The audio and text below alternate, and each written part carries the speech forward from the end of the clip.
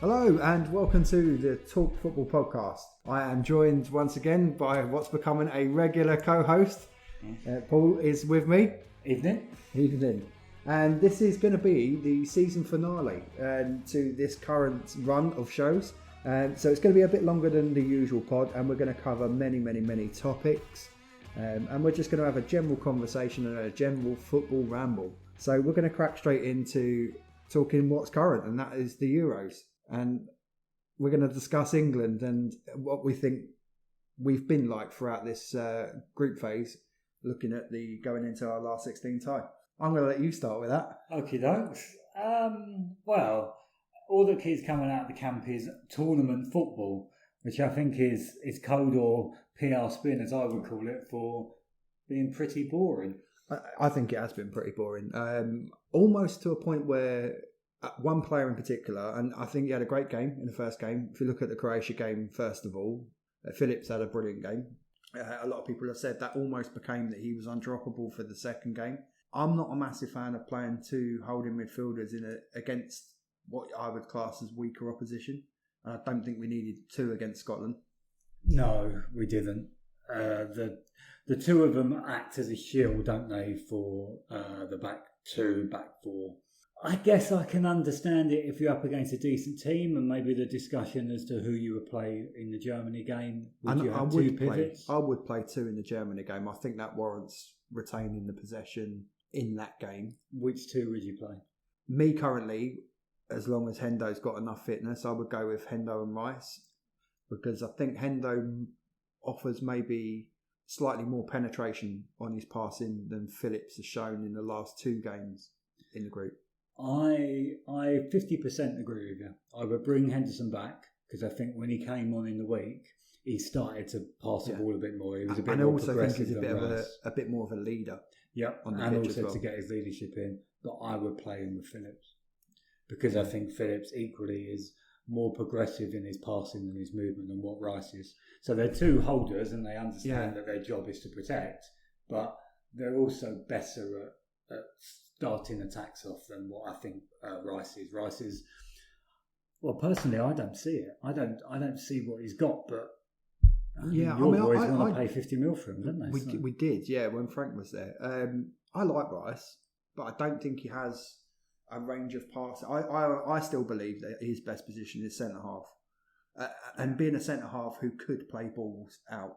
I think he was kind of moved up into that position at West Ham as a matter of need, and then it's become his position because he's done relatively well there.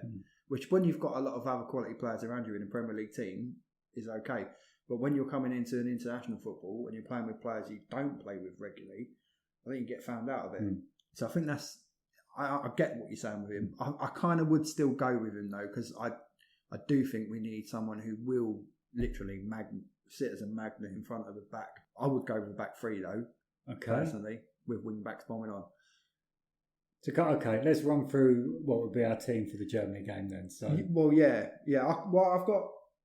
got mine. Go on then. I'm going to go with the three at the back, which would be Mings, Maguire, Stones, Shaw and James as our wing backs, and then I would have Henderson and Rice, and then I would go controversially, because I'm dropping Sterling, Grealish, Saka, because I think Saka warrants a start after what he did, and I'd still go with Kane, because you can't drop your captain despite the lack of form, because I think that sends a terrible message to your squad, and it sends an encouraging message to any opposition that you play.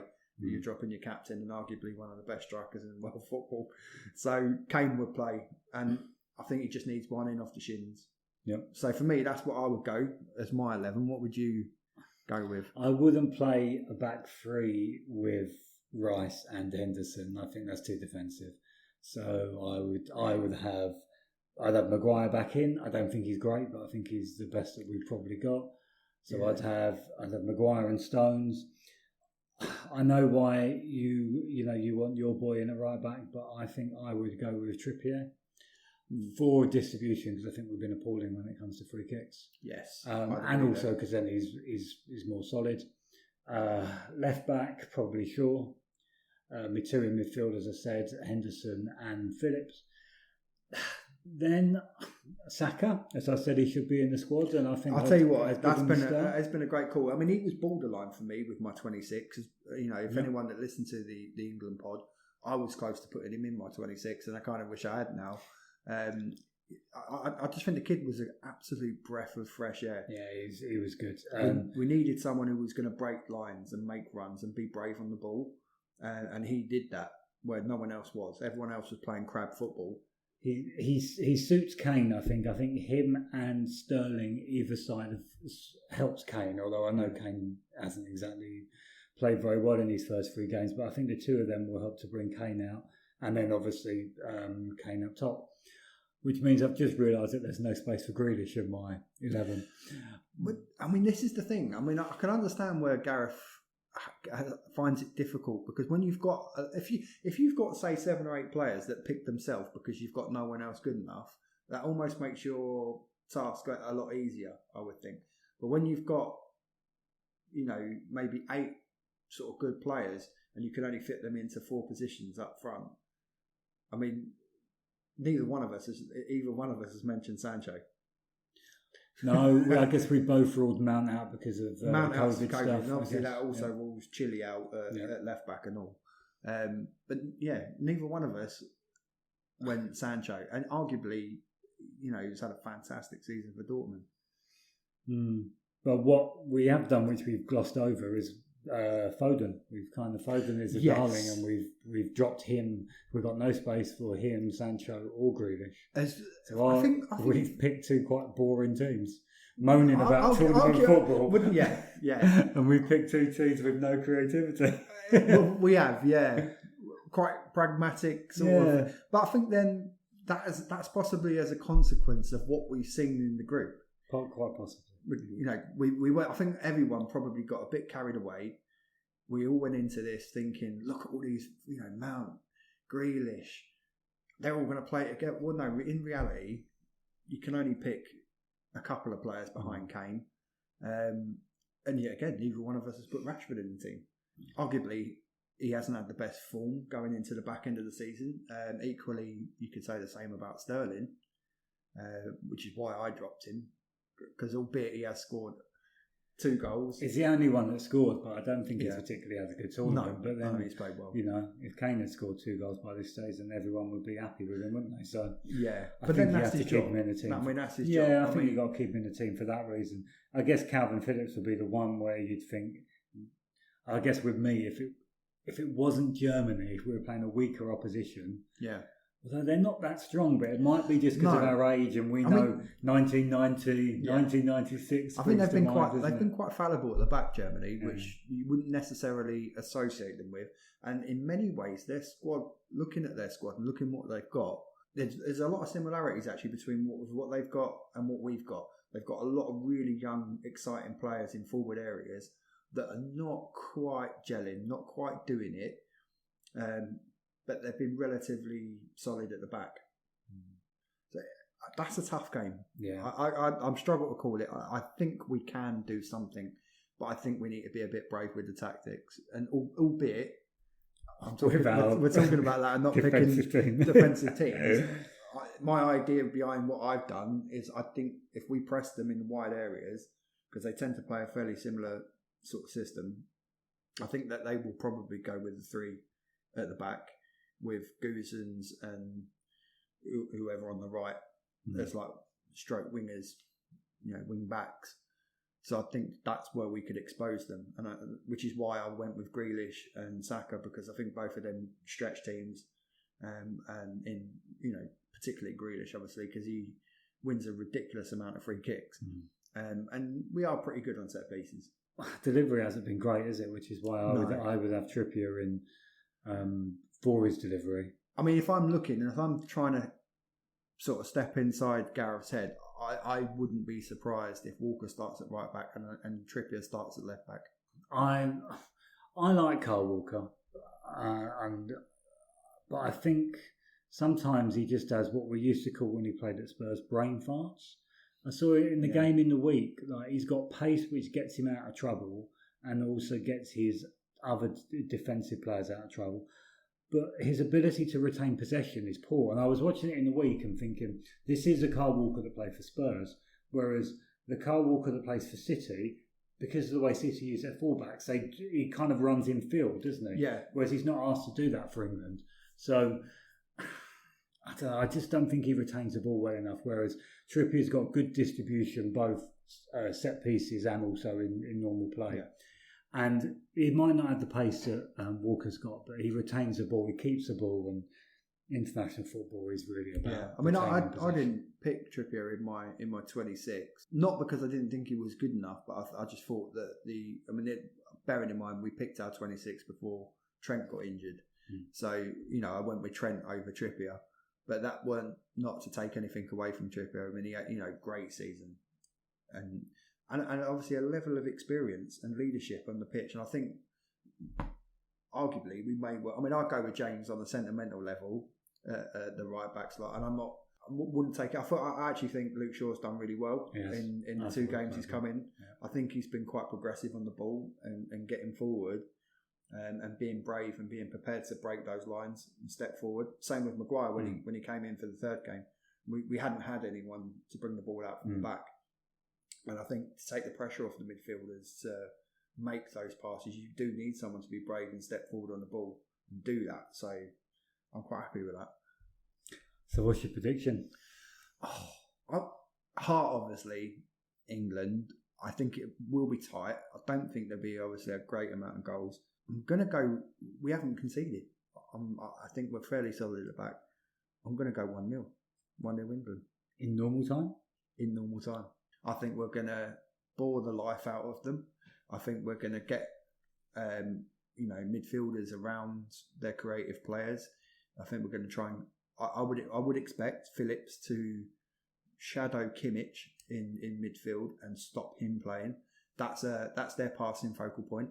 That's where their game starts from, and then he gets the fast balls into the likes of Havertz, Guzans, and whatnot. So and Sane or Gnabry, whoever plays. When you hear them names, that's quite scary when you talk about their 4 lines. But we have been solid at the back, and for whatever reason, Maguire never seems to be able to replicate his England form with Man United, but for England he has never let us down. And equally, yet again, I don't think either one of us probably had Pickford as our first choice keepers if we had a full squad. I mean, I went with Pope. What did you go with? I think I went with Pickford. I think Henderson is a better keeper, but I wouldn't have changed him just before a World Cup. No, I think maybe Henderson for the next tournament. Sorry, before the Euros. Yeah. For the World Cup, I changed. So I think at the back, I think we're possibly capable of keeping a clean sheet, but we need a goal at the other end. And then if we then look at where that goal is coming from, we've got an England captain in Kane out of form, taking a lot of criticism as well. Yes, I'm gonna go for a 2-1. I think we'll concede against Germany, but we're not going to let floods of goals in. No. So I'm going to say 1-1 after extra time, and then 2-1 1-1 after normal time, 2-1 after extra time.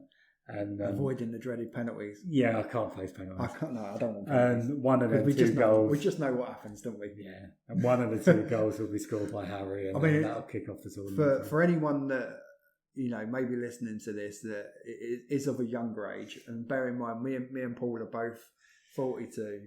We both remember quite vividly 90 and 96. Yeah. Obviously 96 was.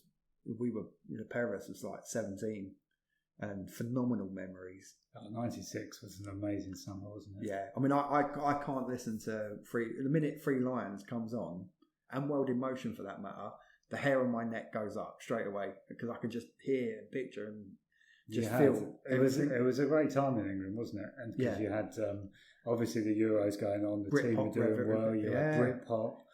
I remember the Spice Girls going to #1 in August. Yeah.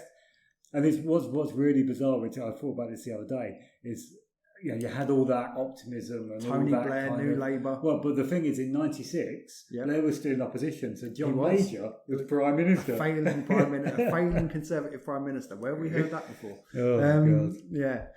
Well, we won't get into too much politics on it because that could be a whole new podcast on its own.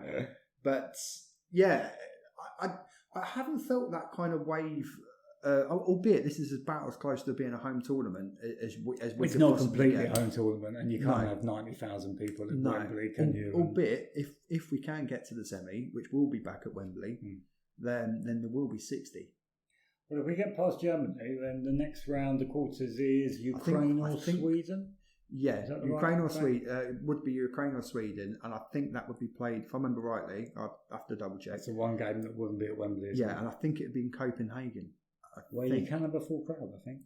I believe so. Yeah, how many English fans they would let out there or not? But then the atmosphere, the quarantine, it would probably just be 100%. The atmosphere would be cracking. I mean, it has been brilliant, obviously having fans back. But you'd think, from an English perspective, that should we manage to get past Germany, we'd have to be favourites in the quarters, which would get us back to Wembley for the semi. Yeah, and home advantage, large crowd. I'm not even sure if that's a hindrance or a blessing. I think it's a blessing. I think it puts more. I honestly believe if we weren't playing in front of crowds, I think this team would have performed better. Just my point of view, because I think I've seen a level of fear, and I mentioned this a little bit earlier. I've seen a level of fear in some of these England players that I'd seen in previous generations. When we're talking about like the golden generation, the generations of the Rooneys, Gerrard, Lampard eras, and when they seem to put on an England shirt, when I see them make a pass, when I'm thinking, if you were playing for your club, that ball is going in a different direction. Do you think it's a fear of playing for England, or do you think it's getting used to crowds again? Because if you think a lot of the Premier League games, and watching them on telly last year, they were almost like practice games. You know, they were so slow. But equally, then the number of times that you would just see a back four pass one side to the other, which meant the game was really slow. But then equally, once the ball did get to the top half of the field, a lot of the attackers were a lot more creative or experimental with what they were doing, because they didn't have 60,000 people that would scream at them. And I certainly noticed it in the Scotland game. Is that when the crowd got on their back, when we were playing a crab football in midfield, when we were playing the ball sideways, the boos started coming, and it was almost like the players were just completely taken aback by that, because they haven't, for the best part of 18 months, they've not been used to it. No crowds at all. There's no one shouting at them, and if you're doing well and you're winning, it's going to feel like the best feeling in the world, having them singing three lines and God Save the Queen from the stands and all that. If it ain't going well and they're on your back, I'm not sure they understand how to react to that anymore. And that's what I mean about the level of practice fear. Getting used to it again. Yeah, and that maybe crowds coming back might just be a bit too soon for this current England team. But I would hope not. And there's certainly players in that squad that are more than capable of making something happen in a moment. In terms of, I mean, we just need one to go in off Harry Shins. He needs to be a miss it that wildly deflects off of someone and goes in, and he's off and running. And somebody in the other half of the group draw to knock France out. Well, yeah, there is that. I mean, if you look at the other half of the draw, it's frightening. If France could have an off day before they get to the final, that'd be nice. You look at, every strong team, every team that you would look that's come out of their groups looking strong, has come on. It is in that other side of the draw. So you've got Italy playing tonight. Yep. So we've actually just watched Wales get knocked out, by the way. So Denmark are through. They're not going to be a pushover for anyone. And then obviously they will meet either the Dutch or the Czech Republic in their quarterfinal. So all the tough teams have got to face each other on the other side of the draw. Arguably, if you looked at it on paper, England and Germany are the two strongest teams on this side of the draw, and arguably whichever one of those two teams goes through should realistically make the final. I know the Dutch would be a tough game if we got near them. I wouldn't mind playing anyone apart from that French team. Yeah. Yeah. I mean, they're frightening, but they have conceded goals at the back, and albeit they've got good players at the back, and the likes of Varane, Kimpembe, Dalbert at right back, either Digne playing left back or whoever. I mean, they have got strong players. Then Kante, Pogba. Kante, Pogba, Griezmann, Mbappe, and Benzema. I mean, when you actually read those names out, it almost sounds like you're playing FIFA on your whatever console you play. Well, why they're so good, I think, is that Kante gives Pogba that freedom to be the player he isn't at Manchester United. Exactly, because it's effectively like they're playing through in midfield. I mean, if they had one of those type of players in midfield, they could be quite frightening. So basically, what we're saying is France are going to win the Euros. I think the France-England final, and unfortunately, we're just going to come up short, aren't we? Right, now going back to our striker, Harry Kane. I think we need to have a little favourite topic of conversation. Yeah. I mean, do we attribute the lack of form to what's going on at club level with him? Yes and no. I think to a degree, England play a little bit different, and I think Kane looked better in the last game. I think, as I said before, predominantly because you have both Saka and Sterling who can run past him, which allows him to drop a little bit. And he had that one chance, which was probably summed up about 40 goals he scored for Spurs, where he cuts in and then curls it into the opposite corner, but the keeper made a save. I think there was a slight injury, wasn't there, towards the end of the season that meant that his chances of playing in the Carabao Cup final were 50-50, but then he played and he scored goals after that, so we probably can't blame that. I mean, the form coming out of, not only to take the Golden Boot in the Premier League, but to also be the highest assist maker as well. And to not win any individual honours off the back of that. No, and playing in a team that struggled and finished seventh, and and lost the manager. Yep, and still haven't found one. Still haven't found. We'll come on to that in a minute, because that might take a while. Just as Daniel Levy's search for a manager's taken a while. I suspect with Kane, I think there's a little bit of it. It's his boyhood club. It's where he's always been. It's where he must be torn, and he wants to leave. He wants to leave. And I understand that need for him to want. I mean, if you've only got to look at. If you look at the pundits that you got on TV, and he looks at someone like Shearer, who passed up the opportunity, to move to Man United or maybe even abroad. We don't know what offers might have been around. Only ends up winning one Premier League medal to go and join his boyhood club. I mean, if you look at Kane in many ways, it's a kind of a similar choice, albeit he's not transferring to Tottenham. If he stays at Tottenham, the risk is he goes for his career not winning anything. Yeah, definitely. That's a risk. That's not a dig at Tottenham. No. But that is just where you are. Yeah. But I would kind of almost look a bit closer to home this season, and the announcement of both the Football Writers and PFA Player of the Year being Diaz, centre half playing for City, who wins the league. Yeah. Now, as you said, Kane was top goal scorer, top assist maker. And you can't win an individual honour like that, ultimately, because people are judging you based on whether you're in a team which is successful. So, which is you'd look at that if you were him, and you'd think, well, Pep arguably probably wasn't the best manager. I wouldn't say in terms of a level of achievement. He's achieved by winning the Premier League, but arguably other managers like Brendan Rodgers and other managers in the league, David Moyes, getting West Ham as close to the top four as he did. So I struggle with that. But that annoys me a little bit, because I think it takes away from an achievement of a player, and I certainly think Kane should have been, player of the season. I guess both of them have said, okay, Diaz has come in and he's turned City from being challengers to champions. So hence, therefore, he's made a difference this season. So he's the most important player. And he is a phenomenal player. Which is fair enough under that context. But then you think, okay, well, I've scored the most goals and I've done the most assists. So he's thinking, and also you put that on top of the fact he thinks I go into that City team, I'm scoring 40 goals, not 20 goals. And I suppose the problem for Harry is one, he doesn't know who his manager, if he was going to stay at Spurs, he doesn't know who his manager is going to be, for one. Two, the actual options in terms of where he goes are very, very limited. I mean, sort of going back to the Euros, I think the only chance of Spurs keeping a happy Harry Kane is England winning the Euros. Because if England win the Euros, regardless of how many goals he scores, he is captain of a team that hasn't done anything since '66. Yeah, which basically, as far as English football is concerned, puts him number 2 behind Bobby Moore. So he could, at the end of that tournament, then go, okay, well, actually, I don't need to win a league. My position in English football is guaranteed. Yeah, now. I have made a legacy. Yeah. I can. I get that. Get all the goals I want for Spurs. Spurs can win nothing, but I can be a legend at Spurs, and I'm a legend. How many goals is he off being Spurs' all-time top goal scorer?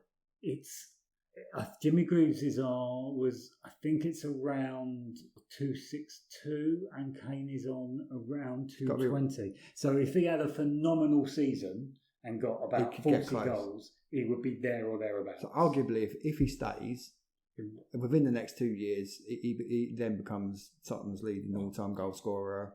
I mean, in theory, if he put his head down and had an amazing season next season for Spurs, particularly bearing in mind the crap European competition we're in, he could quite easily get to Greaves' level. Then he's only got 2 years left on his contract, and then Spurs have got no choice but to start accepting bids, I think. Yeah. So I mean, as we stand, could have his cake and eat it if he wanted to. Reportedly, we don't know if it's that this is 100% accurate, because for me, you never believe anything what goes on in terms of what gets reported on bids until you see stuff actually happening with clubs. So the reported offer is possibly a player and around about 100 million from City. So that's the only kind of firm thing that we know. Man United, I can't think that Man United... I think Man United would have been the team, arguably financially, to do it, because obviously they've got a massive turnover. But I don't think they're capable of doing a Sancho deal and a Kane deal in the same window. And I think that might be one of the advantages that Spurs have, in that there will not be a bidding war. I mean, so if there was 2 or 3... I never believed for 1 minute that... There was reports that Chelsea was in the... I never believed for 1 minute they're that probably was interested, but unless Kane forces it, that's not going to be... And I can't see that happening, not to us. No. So realistically, it's City or nothing. Yeah. And then the problem with City as far as player swaps is concerned, most of their players are going to be on higher wages than what the Spurs players are on. Arguably on more than what Kane's already earning. Quite possibly. And then equally, why would they want to swap City for Tottenham? Yeah. I mean, one name obviously that was mentioned was Sterling. And he's said he's not interested, which is fair enough. No. Laporte will be the one I would be interested in to get ourselves a decent centre-half. He had seemed to fall out of favour with Pep towards the end of the season. I mean, obviously Stones and Diaz kind of nailed down that as a partnership, and it looked strong. So yeah, potentially maybe if he could. I mean, I've no doubts if Man City get Kane. I mean, he doesn't even need to move. Go and stand in the 6-yard box. You'll score 30 goals a season in that team with his level of finishing. And they're unstoppable. Yeah. Then, particularly if they got the money and they get Grealish as well, then fine. But then, arguably, if they sign Grealish, then Sterling probably has to leave. I'm not sure where Grealish would necessarily fit in. I think they would generally see him as a left-sided forward, which is exactly where Sterling plays. That would just be frightening, wouldn't it? Even just getting one of them. I mean, they played most of the season with a false 9 anyway. Yeah, I mean, I'd love Grealish on a personal level, and we have been rumoured for a £100 million bid, but that's reliant on us then selling. Spurs tried to sign him a couple of years ago, and massive mistake. Well, it was like 5 million was the difference that we wouldn't pay. Well, they wanted. You were offering, I think it was 20. They wanted 25. Yeah. He was struggling in terms of his personal life and that at the moment, and what a miss out that is. I know. Well, to be honest, we could do a whole pod series on the number of Tottenham players that Spurs have missed out on because they won't spend enough. Well, there you go. There's a preview for season 2. Spoiler: Bruno Fernandes.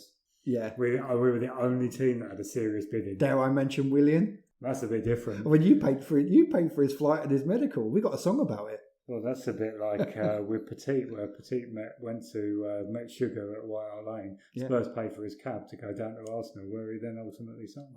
Madness. Anyway, that's off topic. Yeah, I mean, but let's stay in the Premier League, though, because there's a number of issues that are, one, obviously, well, let's start with it. I mean, let's start with the Tottenham managerial issues. There's other clubs without managers as well, which in many ways will have a knock-on effect on what happens with each of these clubs as well. Well, it's nice not to be alone, but it's interesting the way that the Crystal Palace and Everton managerial search, certainly because of the lack of leaks, doesn't seem to be quite the crisis that the Tottenham one is. I mean, obviously, Spurs got rid of Mourinho. Yeah, I mean, I thought with Nuno walking out of Wolves that it was one, he either had a big job lined up or he needed a break, and now he's being touted around. And he's kind of flirted with all 3 of these clubs. Nuno has had and if you're not sure who I'm talking about, Nuno Espirito Santo, former Wolves manager, stepped down at the end of the season. Obviously, he's now, has the freedom to pick any club he wants, and he seemed to be a manager that you weren't interested in. And then we went down the roads of, at first it was what, Conte? Well, I think the thing with Santo is the way that Spurs went about it. So, of course, we started with Levy making this grand gesture about the manager will play the Tottenham way.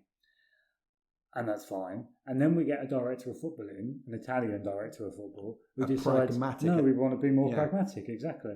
So there's almost two lists. So Levy's got this list of who he wants, and then Paratici, or whatever his name is, has got his own list. And I think I'm the not idea sure the two marry up. I think the idea of, obviously, for me, looking from the outside, it was like the Conte deal's done. I now need a director of football, because Conte can be quite prickly when it comes to working with either, if he has a direct relationship. I mean, him and Roman clash quite a bit in terms of transfer policy, stuff like that. So I'm guessing that the idea that Levy probably thought he had Conte in the bag. I'm not sure. I think it was the other way around. I think he got Paratici as the guy, and Conte was Paratici's man. Because they used to work together at Juventus, so he was the first one he called. But then, of course, Conte wants to win, which means he wants funds. He wants money. So once him and Levy got in a room, and he said to him, "Okay, this is how much I want, or these are the players I want." I was like, "Okay, well, this ain't good." I mean, you can imagine the way the conversation goes. If you sell Kane, am I getting the 150 million to invest in the squad? On top of another 150 million, because that's how much I'm going to need. Yeah. If you want me to put this team back in the Champions League, like, this is the money I want. So then, does it not become a little underwhelming when you're talking about a guy that's then walked away from Wolves? Well, I mean, even to go back further. So then, after Conte, then it was Fonseca, who it was reported like it was a done deal, and that was underwhelming, and everyone was like, "Ugh." But then I did a little bit of research on him, and it turns out he would have probably fit. He would have possibly fitted the Tottenham way. Yeah, and I think the other thing that our new director of football wants is he seems to want someone who will play three at the back, which I actually don't mind, because I think three at the back's a pretty underrated system. And I think I mentioned this to you before, with the current squad that you've got. Initially, if there isn't an initial investment, then arguably that system probably suits you anyway. Yeah. I'd say it does. It means you've got another centre half in. Yeah. You can if get Doherty up. Yeah. And, I mean, if Doherty plays, I think either Doherty or Aurier are not. I think Aurier's off. Yeah. But they're not. But either one of them are not quite good enough at right back to justify just that. Like Serge and Sessegnon aren't good enough at left back, so you put them as left wing backs. Yeah. Left wing back and right back. Be interesting to see if Sessegnon, what happens with him actually, because obviously he went on loan. I think he'll stay and him and Reguilon will fight out for the left wing back. That's what I would assume would happen. Yeah. So on the manager, and then of course Fonseca disappears, and then Gattuso, which I found utterly bizarre. Well, it's almost sort of, so you get an Italian in who seems to only have a contact book from Italy. It's Italy, yeah. And then that died a death really quick. And then, of course, we're back on to managers in the Premier League, which I do quite like the idea of someone who's got Premier League experience. I mean, Nuno makes sense, but the football's going to be fairly pragmatic. Well, the football he played at Wolves was pragmatic, but was it pragmatic because of the players he had? And bearing in mind, people forget he brought that team up. So yeah, it's not like they were. He took over a mid-table team. I mean, they spent a lot of money. I mean, the likes of Shota came in. I can't remember his name now. Yeah, the guy from Pedro. It's not Pedro, but they spent 35 million on Silva, a young lad. I think the thing Jimenez. with him is, if this was June 2020, the feeling would be a lot different. Bearing in mind, you'd think, okay, he's done 2 really successful seasons in the Premier League with Wolves. Yeah. He deserves a shot at a slightly bigger club. When he was linked with Chelsea at one point, But then, of course, because where did Wolves finish? 13th or something this season? They really died off bad towards the end of the season. But then when you look at it, they sold Jota in the summer. Yeah. And then Jimenez had that horrific injury. So you're taking out... And they didn't... They're probably their 2 top goals. I mean, they only went... They got Willian Jose on loan in from the Spanish league. who you know, I've seen Milk turn faster. To be fair, it didn't have a great goal scoring record. I can't remember who he was with. I think it's Sociedad that they got him on loan from, and he didn't have a great goal scoring record. He was out one there. of the many players that was meant to be Kane's understudy a few years ago that we didn't go for. Well, yeah, another lucky escape, really. There. Yeah, but then we did sign. Funny the enough, other you should guy mention whose name that. escapes my memory. I can't remember who. Someone told me Vincent Janssen. He's playing. I can't remember what league they said he was Mexico, playing at. I think. It's something like that. Yeah, he's out in one of some weird, well out the way leagues. I mean, that was another one. I mean, he cost you quite a bit, and all. He did, yeah. But I mean, obviously, so yeah, Spurs without a manager, and the other two clubs are kind of on this managerial merry-go-round. Palace also got rejected, but it didn't quite get the same level of publicity. Yeah, and Everton. And look like they're going to get Benitez. It looks like Benitez. You never know until these things end up over the line. But Ancelotti, Benitez. Benitez. I mean, big managers for Everton, aren't they? But and Everton, I think Everton are a serious threat to breaking in the top four because with Mashiri, the newer show. I mean, he owns most of the club over Ken Wright, and he's obviously already shown a willingness to spend. He's no issues with spending a lot of money to get the team. They look likely that they're probably going to lose Rodriguez because I'd expect him to probably go back to Madrid. The only thing I'd say with Everton is they spent a lot of money for Ancelotti, but Ancelotti didn't. And Ancelotti's quality as a manager is unquestionable. Yeah, but it didn't really seem to work. So, no, I mean, is it going to work with Benitez? They had key players out injured at key times for them in the season. And maybe that's in part why Ancelotti went to Madrid because he just thought, I could probably spend 2 or 3 years there and I'll still end up finishing maybe 6th, 7th, 6th, yeah. Stepping stone to put himself back in the window, I suppose. I don't think he thought that. I think when he signed, he thought, actually, I'll turn Everton into a top club. Premier League's not that but it's easy tough. to do. It's tough, isn't it? I mean, look at poor old Brendan. I mean, 2 seasons in a row, having Leicester completely up there, right, on the coattails of, the top 2. You miss out on the last day of the top 4, Both times. It's not easy. Premier League's certainly not easy. At least he's got an FA Cup to show. He has, yeah. Looking at Palace, though, I don't see where they go. I mean, they've been linked with a lot of people.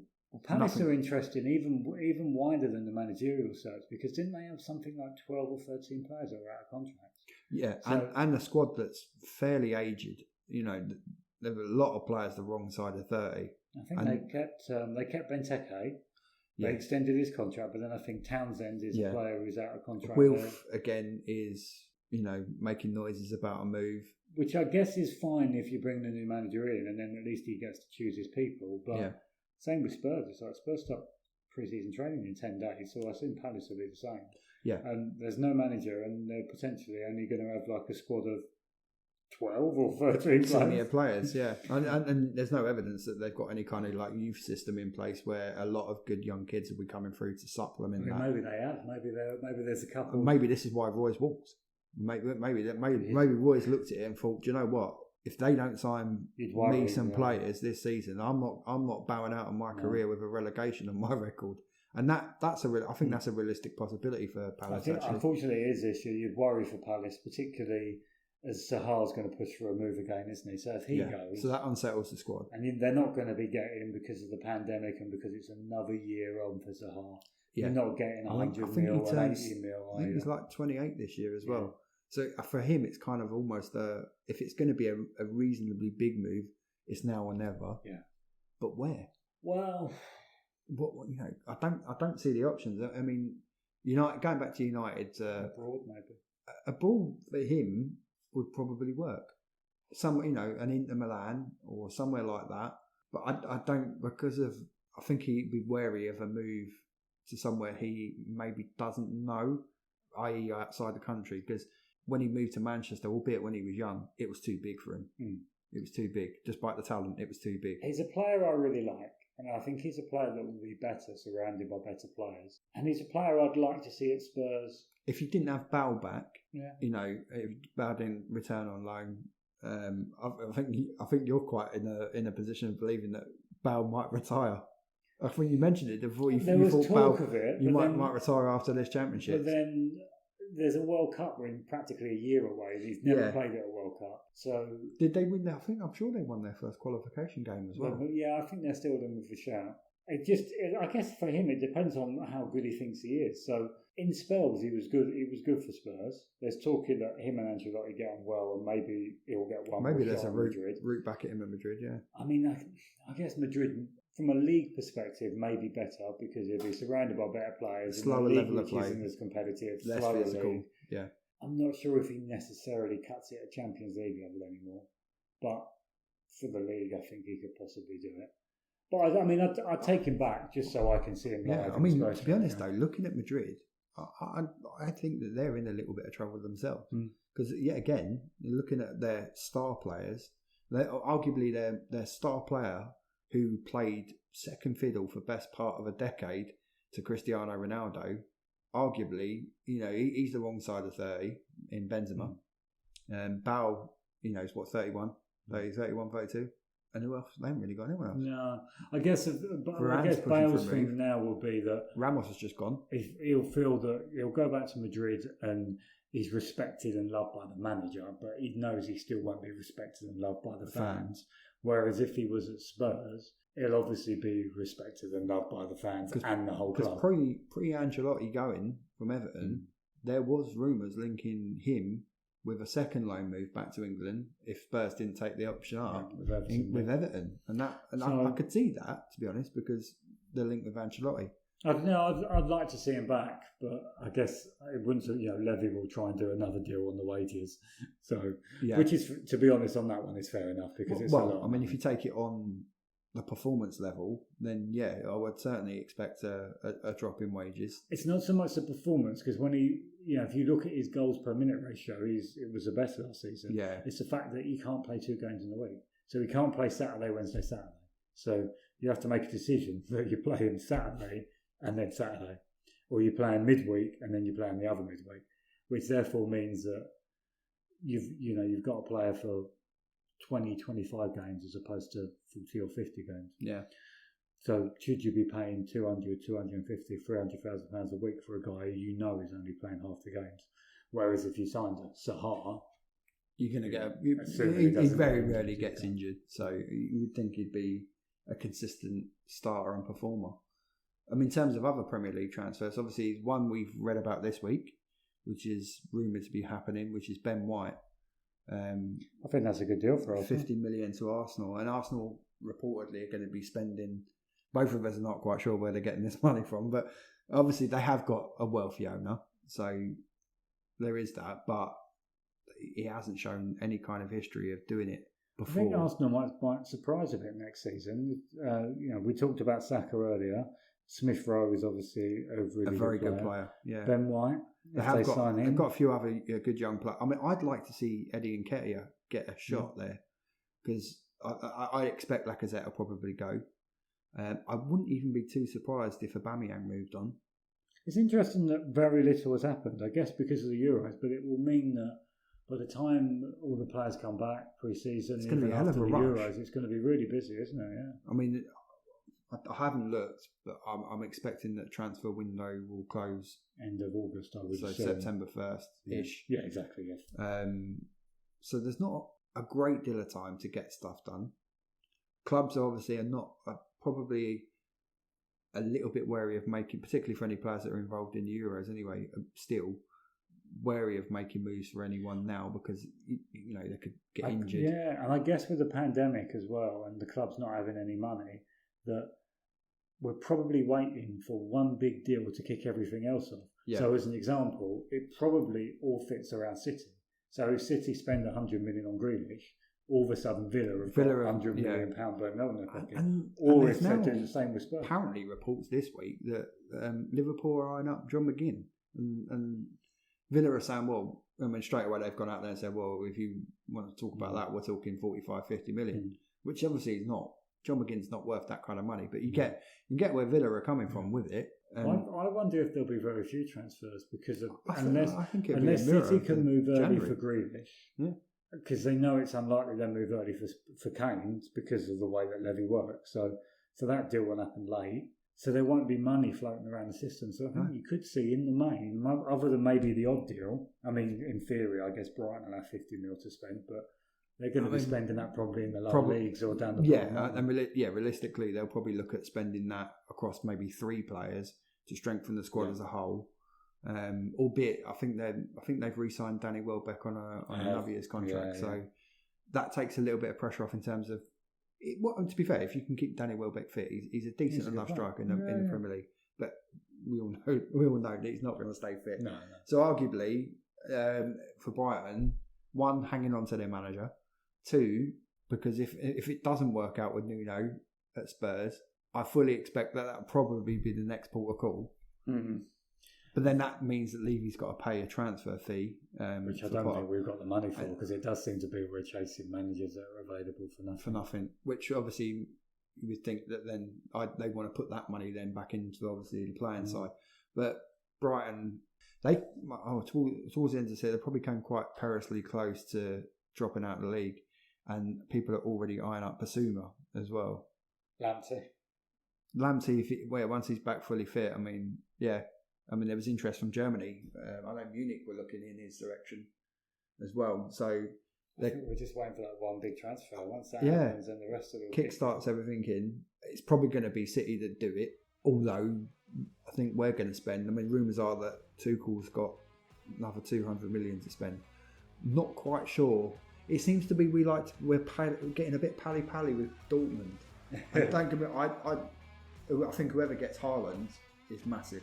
And Haaland himself will be a pod on his own. That guy's unbelievable. Get the ball anywhere near him, he's a goal machine.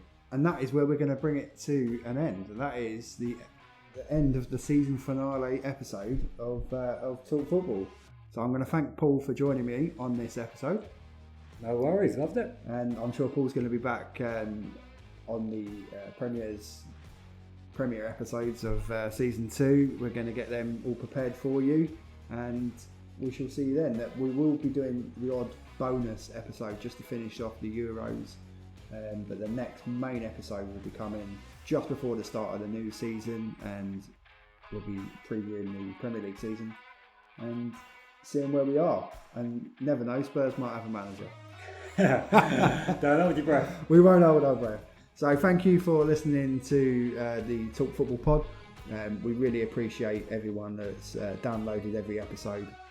And if you want to get in contact with the pod, you can do so obviously at our Facebook page, which is Talk Football, the TikTok channel, which is talk.football.hd. We're also on Twitter at TalkFootballPDC, and you can find us on Apple Podcasts. We're on there now as well. Spotify obviously is on the links on those channels, like the social channels that I've spoken about, and you can also find us on Amazon Music as well as TuneIn Radio. So we look forward to seeing you again on Talk Football. Thank you from me, Hodgie, and thank you from Paul. Thanks very much. And we'll see you again soon.